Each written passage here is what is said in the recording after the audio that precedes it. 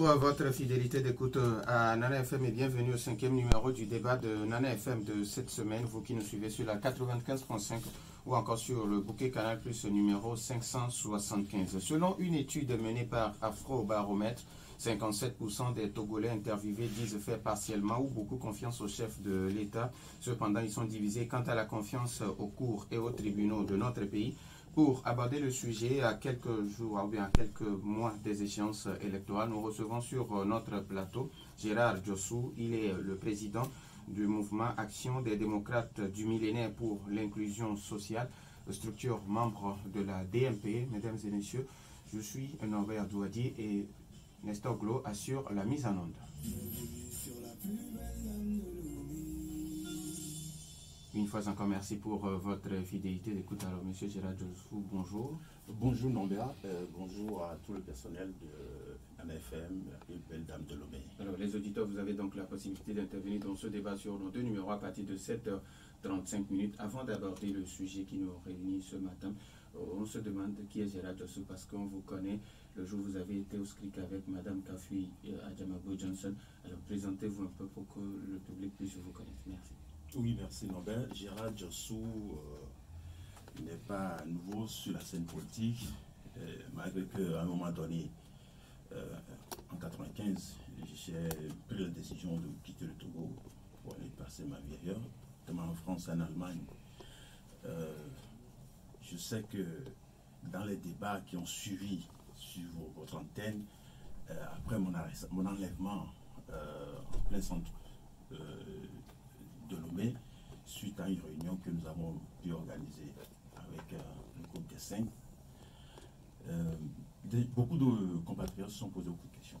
On ne le connaît pas, c'est qui ce monsieur? Vous savez, dans ma jeunesse, dans ce combat commencé depuis 1990, au moment où les mouvements de rue qui ont conduit à la tenue de la conférence nationale souveraine, suivi après par la période transitoire, la mise en place du Haut Conseil de la République, j'ai pris part à beaucoup d'activités. Et en ce moment-là, vous savez, hier j'ai suivi un cadre du cas ici qui a parlé d'agboïboïsme. Et pour nous autres, il y avait le joboïsme. Donc chaque jeune se réfère à un leader de l'opposition démocratique. Le professeur Yinevi rassemble autour de lui les gens. Koussaou Eloi et ses collègues, Maître Agouibo aussi avait autour de lui Tchoré Devi, Jean Kissi, Nayon, le feu Jérôme Labarco, père son âme. Et nous avons choisi de travailler avec le feu Djoba Boukari. Avec lui, c'est quelqu'un qui a façonné ma vie. Voilà. Et il m'a parlé de son parcours quand ils étaient en France, notamment dans le combat pour l'indépendance. Il était à la Juventus, après il était un haut cadre de ce pays, ministre des Finances en 1967, après la démission du feu Kreski, Nicolas. C'est eux qui ont travaillé avec le feu général Adema. Donc il me confiait un certain nombre de choses, de tâches, et avec mes amis, nous les réalisons en toute humilité politique et en toute honnêteté. Voilà. Maintenant, après, j'ai passé plus de 20 ans en Allemagne et en France. Et quand Monseigneur Philippe Podjo, j'ai d'abord rencontré pour la première fois Djobo Boukari dans l'antichambre de Monseigneur Podjo, quand il était président du Haut Conseil de la République. Voilà. Et j'ai trouvé un homme très courtois. Et vous savez, pendant la conférence, mes parents, quand la TVT le montrait, parmi l'assistance, mon père disait oui, c'est Feu Djobo, et c'est des gens à qui on a beaucoup de respect dans ce pays, et c'est une référence. Donc, voilà, le destin a fait que, je l'ai connu, je l'ai croisé, et il m'a pris à bas le corps, il a façonné ma vie politique. Et ce combat continue. Alors, aujourd'hui, vous êtes responsable du mouvement ADMI, Action des démocrates du millénaire pour l'inclusion sociale. Présentez-nous un peu la structure. Oui, c'est une structure de la société civile, mais qui fait partie des structures qui ont fondé la DMP, la dynamique pour la majorité du peuple. Nous inscrivons dans l'agenda 2030 et élargi, bien établi par les experts de l'ONU.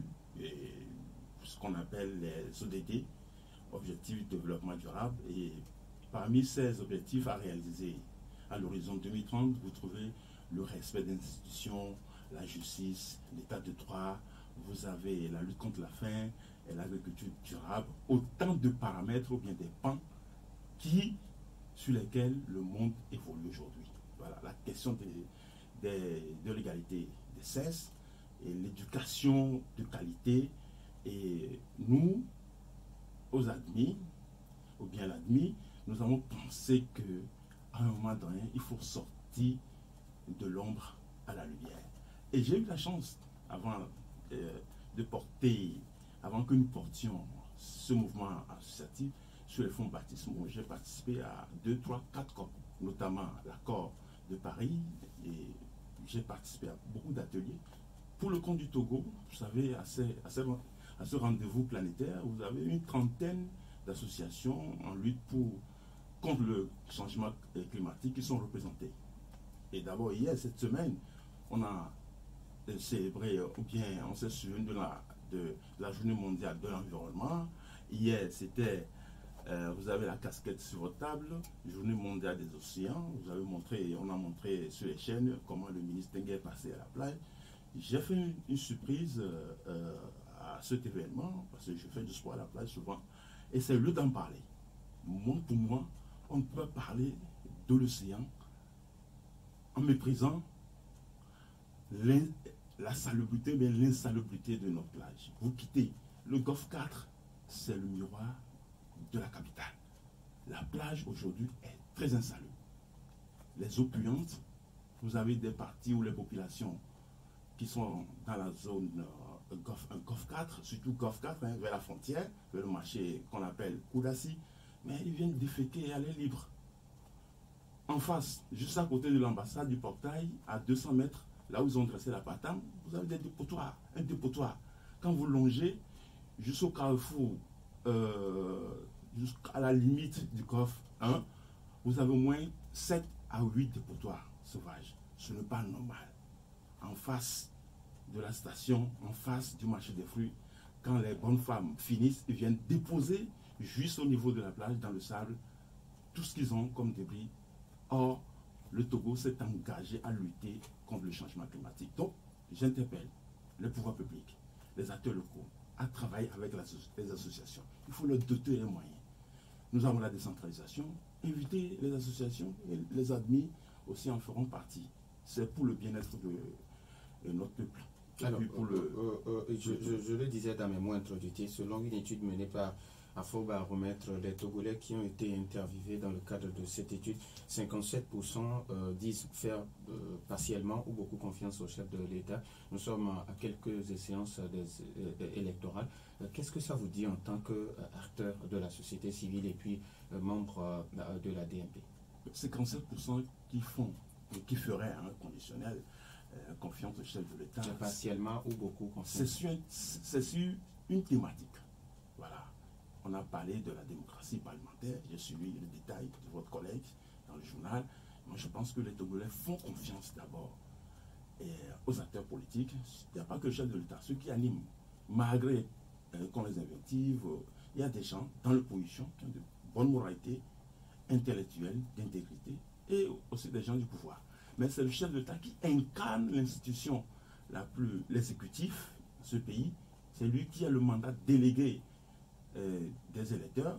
Et quand Afrobaromètre sort ce qu'il a sorti, je me dis comment est-ce qu'on est passé en 2020, le résultat qu'a obtenu, selon proclamé par la CENI, a atteint plus de 70%. Il a eu 72%. Aujourd'hui, on est descendu à 57%. Est-ce que c'est une confiance ou c'est une défiance? Voilà la question que moi je me pose. Je ne dis pas que ce qu'a publié Afrobaromètre est faux, mais qu'on nous dise si dans ce pays-là, où la vie est chère, où les gens ne s'en sortent pas, ne mangent pas 3 fois par jour, vous avez autant les inondations dans la ville de Lomé, dans nos villes, où on observe quand même qu'il y a une inaction de la part des pouvoirs publics. Est-ce qu'on peut arriver à ce pourcentage? Je dis bien qu'il s'agit de la démocratie parlementaire, mais en même temps, les citoyens ils vivent des conditions qui ne sont pas normal. Sur ce point, voilà mon analyse. Je dis comment on peut passer de 12% après une élection en 2020 descendre jusqu'à 57%. Donc il y a un problème. Maintenant, pour les élections législatives, je pense que les Togolais, c'est un cible. Hein, quand on fait ce sondage, j'ai eu la chance de travailler chez BVA en France, on sait comment ça se passe. On cible les gens, on choisit les lieux de résidence, les catégories professionnelles, on choisit les sexe et l'âge. Voilà. Est-ce que des gens qu'on a questionnés sur cette problématique, c'est des gens qui sont, est-ce que du côté de l'opposition ou bien du côté du pouvoir? Il y a ça aussi, cette question-là. Donc, je pense qu'à un moment donné, il faudrait que les institutions sortent du silence pour les expliquer comment est-ce qu'ils procèdent d'abord au sondage. Voilà.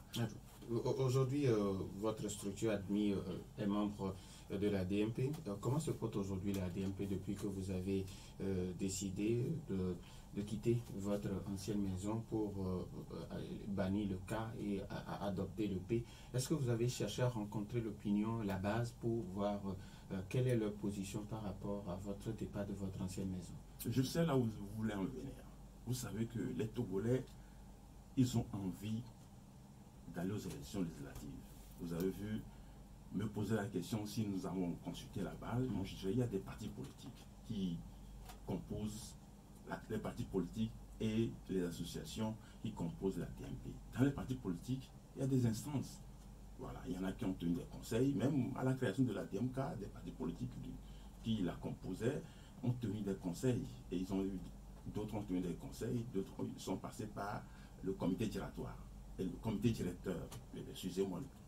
Et c'est à partir de là qu'on a remonté la préoccupation de se coaliser pour porter la tête, pour porter le candidat Dr Gbagomé comme président de la République, candidat de la DMK. Voilà.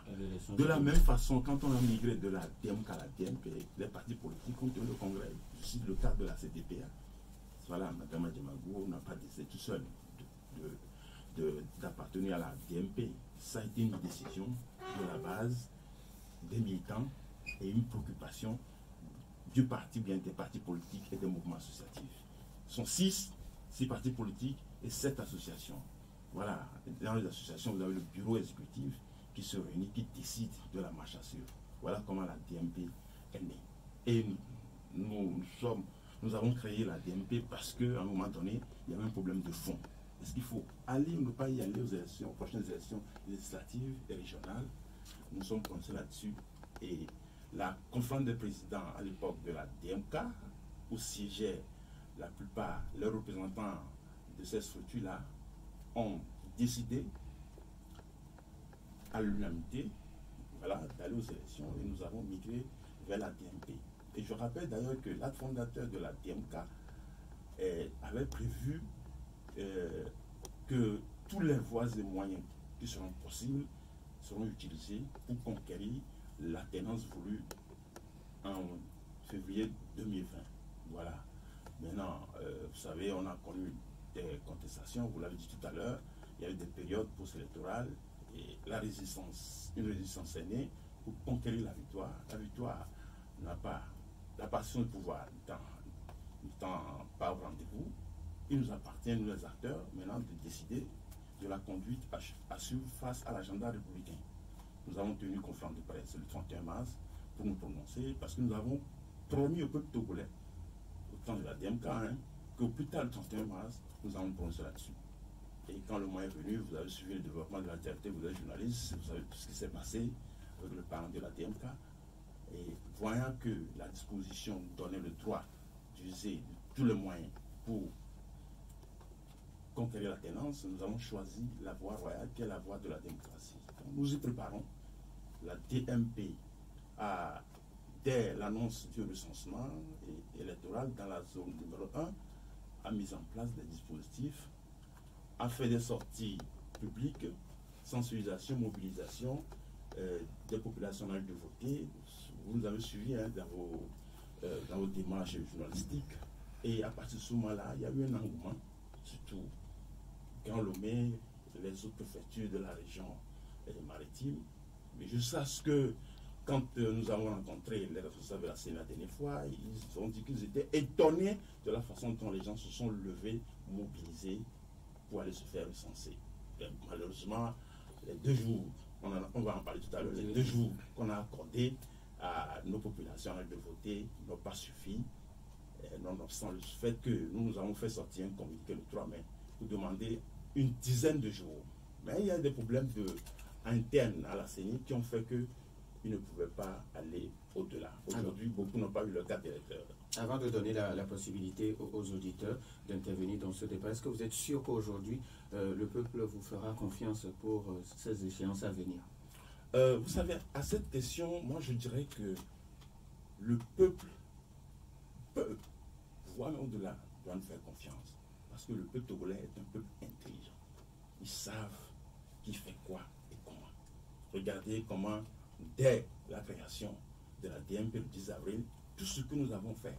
Pendant le recensement, nous étions les premiers à monter sur les antennes, à aller dans les marchés, sensibiliser les gens dans la zone numéro 1 que dans la zone numéro 2. Bon, j'étais dans la délégation de la DMP qui était à Notien le premier jour du recensement dans cette zone et nous avons vu que les gens nous font confiance. Les informations, les dispositifs d'alerte, quand les gens appellent, ils nous disent beaucoup de choses et ce n'est pas tout qu'on peut déballer à la place publique. Et nous sommes sûrs certains que si les élections prévues cette année se fassent correctement, que la CENI fasse bien son boulot, on veut le résultat. Nous voulons, c'est pour cette raison que nous avons mis en place une plateforme minimale de revendication pour les bonnes conditions d'organisation de ces élections-là, parce que c'est la démocratie parlementaire qui est en jeu. C'est un problème de société, mais quand on opte pour l'état de droit, il y a une exigence. L'exigence, c'est qu'on puisse permettre au peuple de choisir à travers un mandat délégué ses représentants. Donc le peuple nous fait confiance et nous y travaillons. 91 09 71 71 ou le 96 61 58 58. Les auditeurs ont maintenant les 2 numéros pour intervenir, mais après la courte pause. 09 71 71 ou le 96 61 58 58. Nana FM, allô? Oui, allô? Oui, bonjour. Bonjour. Pélé, allez-y, on vous écoute. Oh, oui, je n'ai pas écouté le thème intérim, c'est ce que vous avez posé à votre invité qui m'a intéressé, mais je voudrais que vous me rappeliez le thème avant de le faire. Bon, en fait, on parle de l'étude menée par Afrobaromètre qui pense qu'aujourd'hui, 57% des Togolais interviewés disent faire partiellement ou beaucoup confiance au chef de l'État. Cependant, ces Togolais sont divisés sur la confiance aux cours et aux tribunaux de notre pays. Bon, 57% ont confiance au chef de l'État. Oui. Ok, et je pense que c'est le sondage qui a parlé. Oui, oui. Et le vrai sondage, même, c'est le peuple. Et le peuple là, le sondage vrai, c'est d'aller aux yeux dans une élection transparente. Là, on dira, là où se trouve même, le sondage disait des 57% que dans la population du c'est le président qui a ça. Mais la question que je voudrais répondre ou bien appuyer, est-ce que le peuple aura confiance à la BNP? Et je pense que depuis 1958, le peuple a toujours voté là où il y a une coalition. Et le peuple togolais a toujours voté 2 partis politiques. Et ça a été distinct. Donc, je peux vous dire qu'aujourd'hui, sur le terrain, le peuple a toujours, c'est la seule coalition qui est là, qui est la BNP, c'est que le peuple regarde là-bas. Et je ne peux pas dire que le peuple ne va pas aux autres. Ce que le peuple aujourd'hui, tout le monde doit savoir que si le régime qui vit a confiance qu'il a un grand parti politique, il n'a qu'à aller à une élection transparente. Et l'article 44 du code électoral est produit et que nous sommes là avec l'article 44 pour le moment, parce que nous sommes dans le recensement. Donc, c'est le suivi des élections. Il faut que tout le monde ait sa carte électorale. C'est la seule arme que nous avons et c'est l'arme-là que la Guinée-Bissau a pour que 2 partis de l'opposition ont gagné le président de la CEDEAO. Merci. Merci à vous aussi. 80 09 71 71 ou le 96 61 58 58. Alors, nos auditeurs ont toujours la possibilité sur ces 2 numéros. Quand M. Pélé pense qu'aujourd'hui, le peuple est le vrai sondage.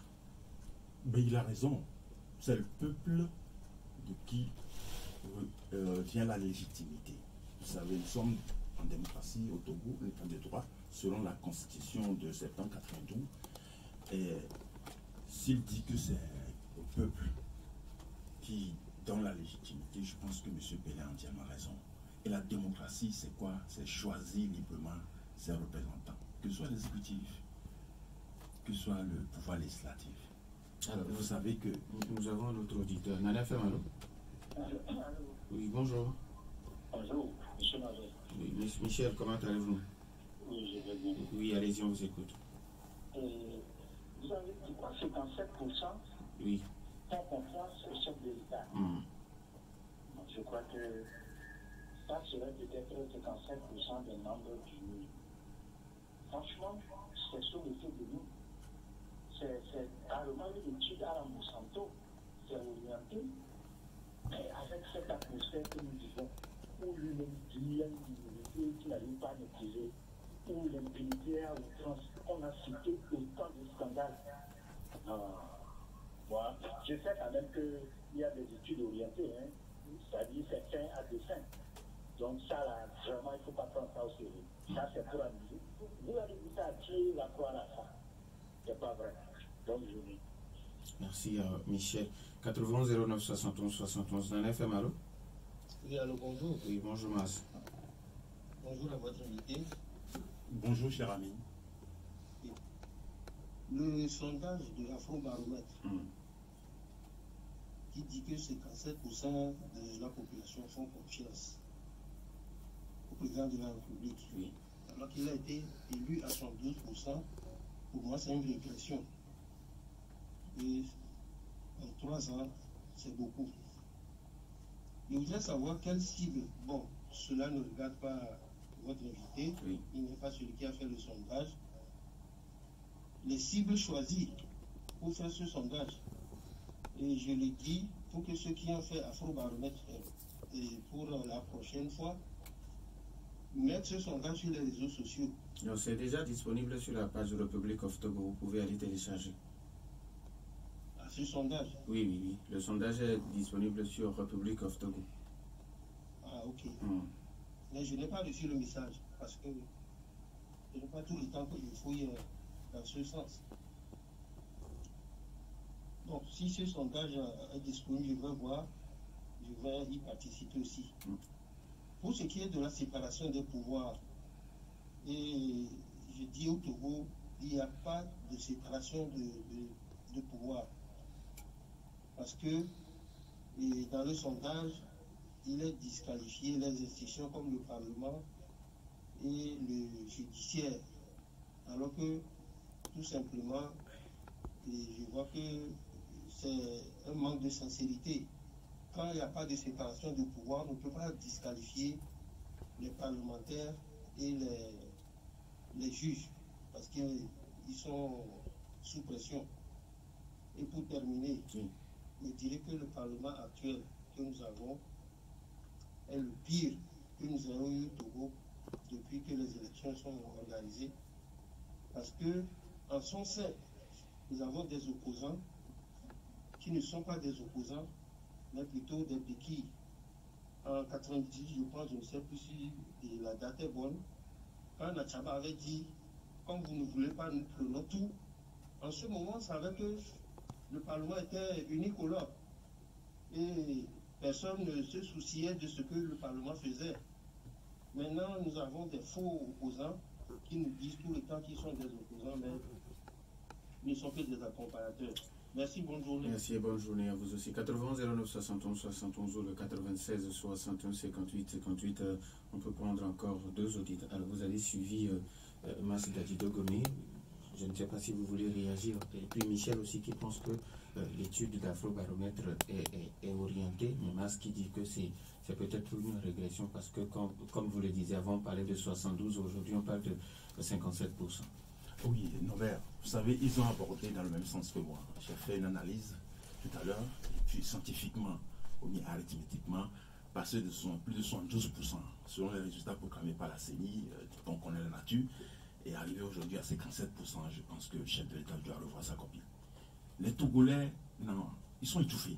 Vous savez le nombre de tasses que les bonnes femmes du marché. J'ai fait un exercice la dernière fois, je suis allé au marché d'Akwa-Essoa. Je me balade beaucoup. Hein. Vous allez au marché d'Akwa-Essoa, le bol de mille que moi j'ai acheté en 2019 à 800 francs est passé à 1400 francs.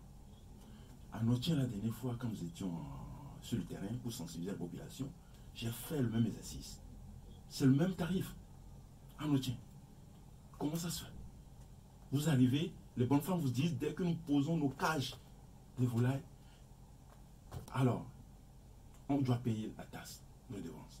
Même malgré que toute la journée on n'a rien vendu, il faut au minimum débourser 1000 francs.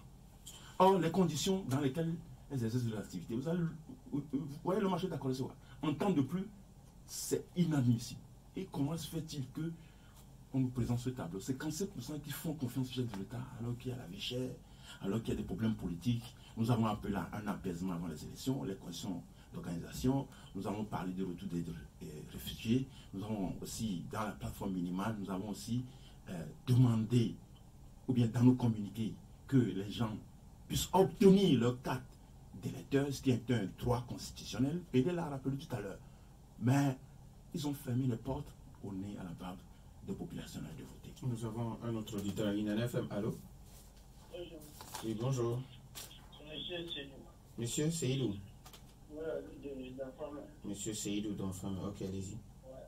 Moi, je viens. Oui. Après même ces élections-là, si même l'opposition prend l'Assemblée, là, il doit un titre président de la République forme de faire encore son deuxième mandat dans la tranquillité, la transparence et de la cohésion et le vivre ensemble. Pour constater qu'il a déjà emporté les 2 mandats et librement. Pourquoi on ne va pas laisser encore les gens qui sont des volets ou des choses comme ça? On les a ici de terminer ces 2 mandats. Parce que l'opposition togolaise, c'est une opposition très faible. Merci beaucoup.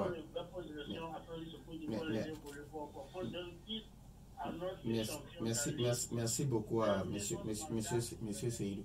Nana FM, allô? Oui, bonjour monsieur Norbert, bonjour cher invité. Oui. Bonjour cher ami. Oui, je me nomme Benoît Dagoy. Monsieur Benoît Dagoy, allez-y monsieur Benoît. Oui, je voudrais dire, vous avez parlé de sondage. Oui. Je pense que les 70 ou bien les 70% que vous évoquez là, c'est pour les élections. Oui, c'est 72, c'est pour les élections. C'est pour les élections présidentielles de l'an 2020. Mais ce n'est pas un sondage. Hein. C'est les 72% des Togolais qui ont parti voter. Ils ont voté pour le président de la République. Ici, on parle de sondages. Ceux qui font confiance au chef de l'État, c'est lui qui peut diriger le pays. Ce n'est pas ceux qui sont partis voter le président de la République. Ceux qui veulent voter le président de la République. Bon, je m'arrête là. Bonne journée. Merci, bonne journée à vous aussi. Nana FM, allô? Allô? Oui. Albert, bonjour. Allô? Oui, Albert. Moi, c'est pas Albert. Monsieur Kokou plutôt. Oui. Oui, allez-y, on vous écoute. Et je salue l'invité. Merci, bonjour monsieur. Monsieur Norbert. Oui. Vous avez dit que le truc se trouve sur quel site?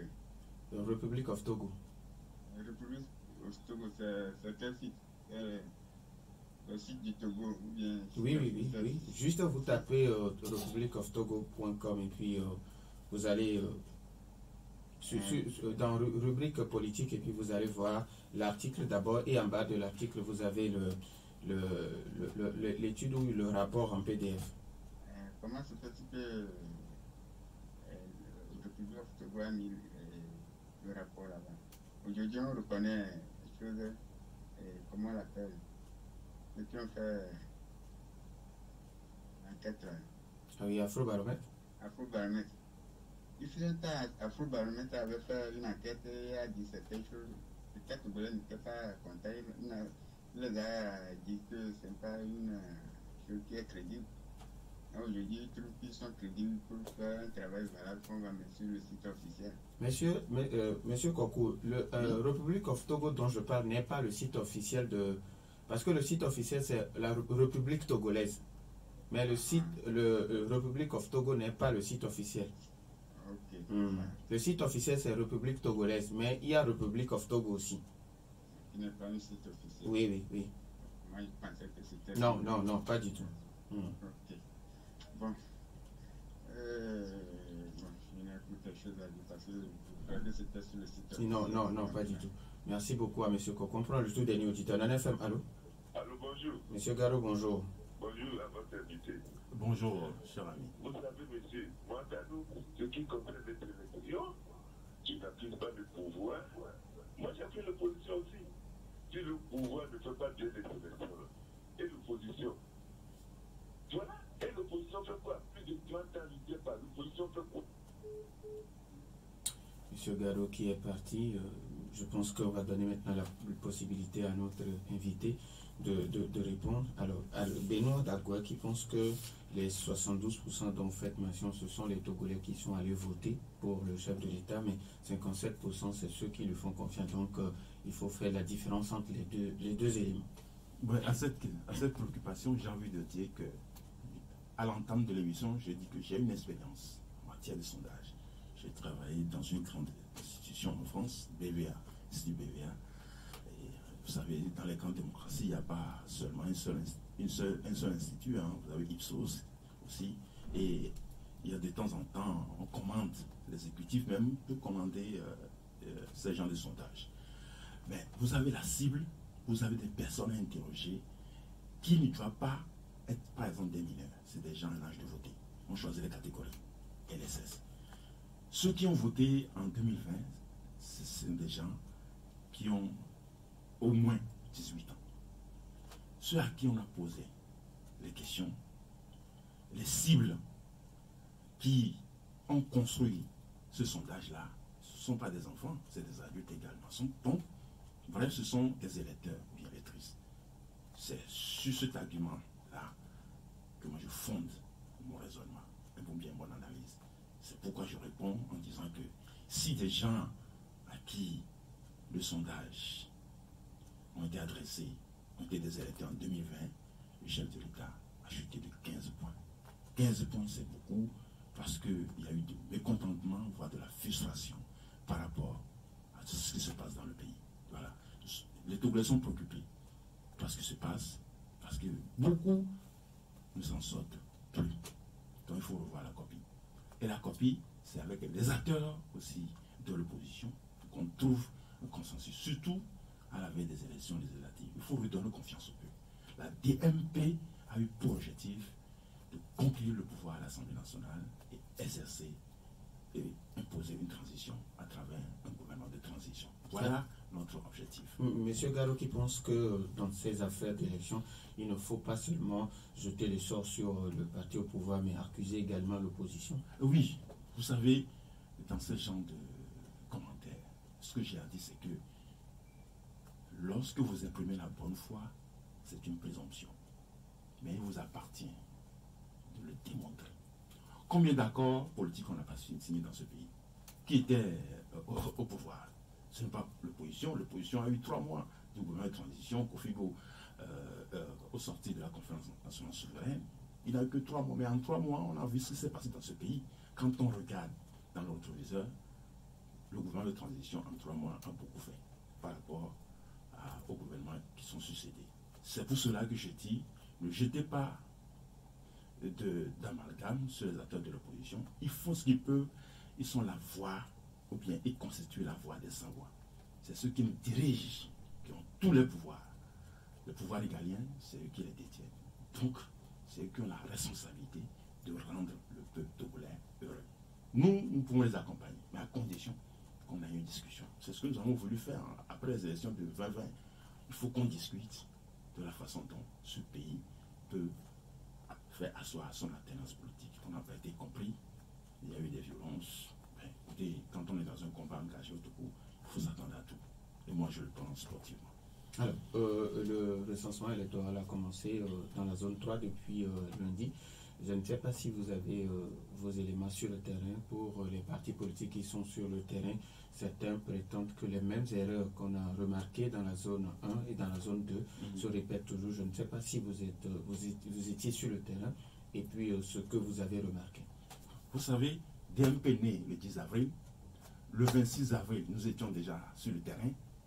Nous avons fait sortir un communiqué les premiers jours. Je parle de la zone numéro 1. Et nous sommes la seule force, la coalition, qui a plus fait, à travers des communiqués, fait le bilan d'étape.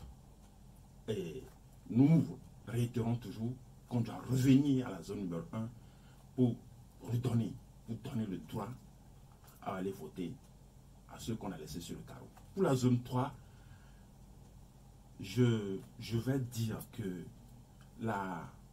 une partie de la délégation de la conférence des présidents, des structures qui forment la DMP, est allée au nord. Je vais parler de Dankmen, Setagon, Satibou, dans le Tchaoucho, Imam Alassani, Apafilo, Nabouja, El Hadj Fatah Kondo, qui ont